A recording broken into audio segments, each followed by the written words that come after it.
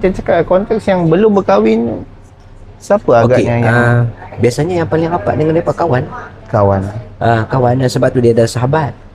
Rasulullah ada sahabat. Tengok Rasulullah masa dia nak berhijrah dulu.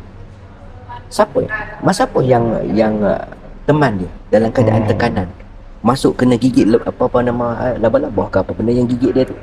Kita ni bukan ustaz, tapi kita bila dengar ustaz-ustaz bercerita, bila dengar orang-orang yang hebat-hebat bercerita, jadi kita dapatlah sikit ilmu yang kita boleh kongsikan dengan orang lain.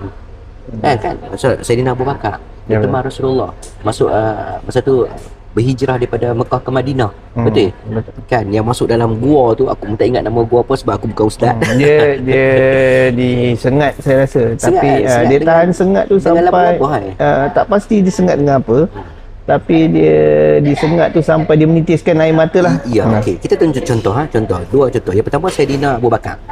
Dia teman Rasulullah dalam keadaan tekanan. Dia yang teman, dia yang rapat, dia yang menjaga, dia yang membela. Betul. Sepanjang perjalanan tu berhijrah. Baik, kita ambil contoh tu lagi ialah Saidina Ali. Kalau kita dengar contoh ustaz-ustaz kita dulu lah, rumah Rasulullah tu kena kepung. Betul. Dan apa Rasulullah buat?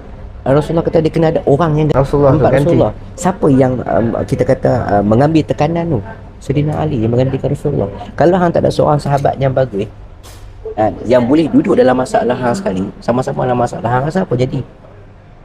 Kita ambil cerita orang biasa lah, jangan ambil konsep Rasulullah Allah jaga dia dan sebagainya. Tetapi kadang-kadang cerita atau bersejarah daripada tu, dia sebenarnya nak tunjuk kepada kita, nak ajak kita